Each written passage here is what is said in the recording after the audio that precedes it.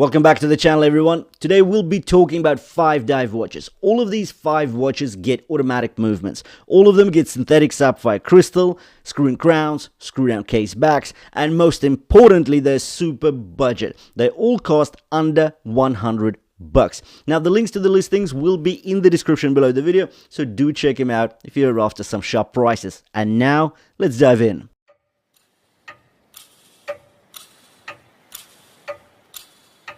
Pagani design, the PD1671, and this is a homage of an iconic watch. It's the sort of watch that looks significant and expensive in any setting. The fully stainless steel construction, a screw-in crown with that sexy royal red sleeve are just so darn luxurious.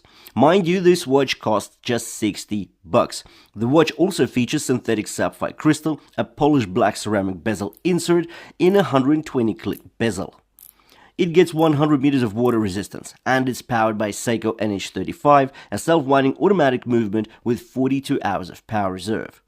In regards to the dimensions, we get a diameter of 42 millimeters, a lug-to-lug length of just 47.5 millimeters due to inverted end links, a height of 15 due to the box sapphire crystal, and a lug width of 21 millimeters. The watch does get a rather large diameter, 42 millimeters, yet the lug-to-lug length is very modest due to those inverted end links. And I know I'm mentioning it again, but it's just wow.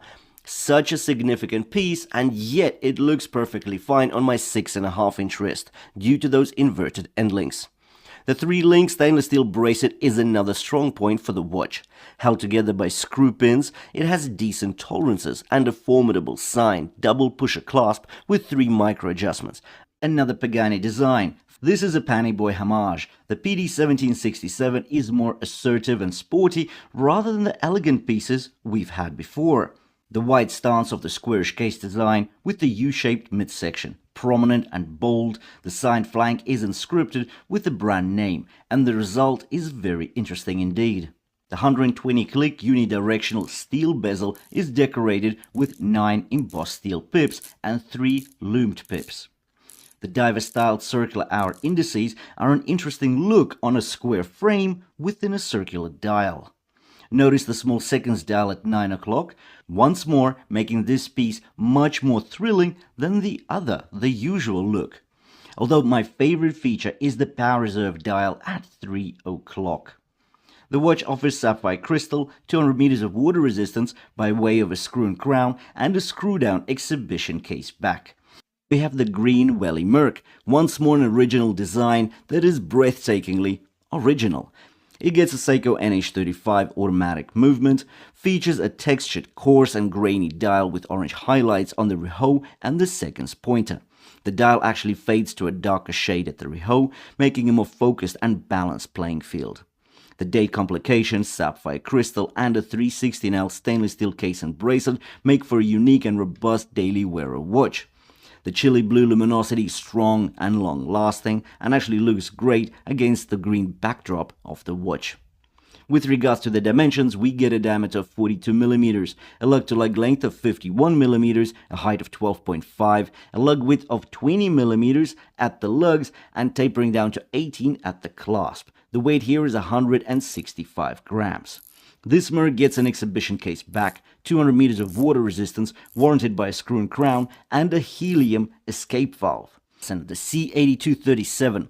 Let's start with the dimensions. We get a diameter of 40 millimeters, a lug-to-lug length of 47 millimeters, a height of 12.1, a lug width of 20 millimeters, tapering down 18 at the clasp, and a weight of 170 grams. You'll agree the dimensions are impressive. For a mid-sized diameter of 40 millimeters, the lug-to-lug length of 47 millimeters is as nimble as you'd expect on a 38 or 39 millimeter case. So anyone with a wrist circumference of 6 inches and over should be experiencing no overhangs with this piece.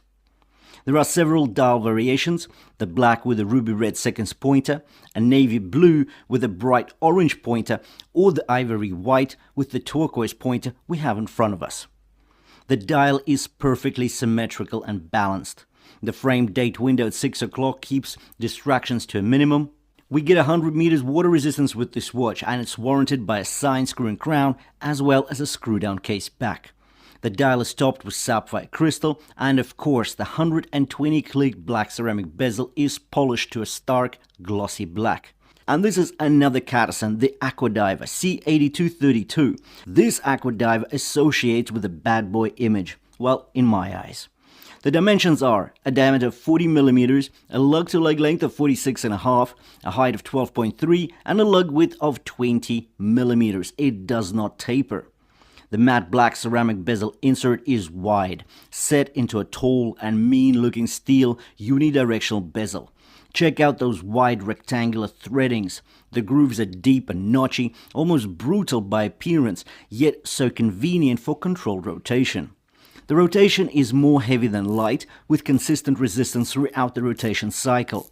Minimal backplay and on-the-dot alignment at 12 o'clock put a smile on my dial. The steel case and bracelet are brushed throughout. The bracelet features a one-link design. As a result, the tolerances are high, yet fluidity is slightly hampered. But it should still drape your wrist quite comfortably. Also note the bracelet does not taper at the clasp. So what did you think about these watches? Did you like any in particular? Let me know in the comments below. Also, the links to the listings will be in the description below the video, so do check them out if you're after some sharp prices. Thanks for watching, and I'll see you in the next one.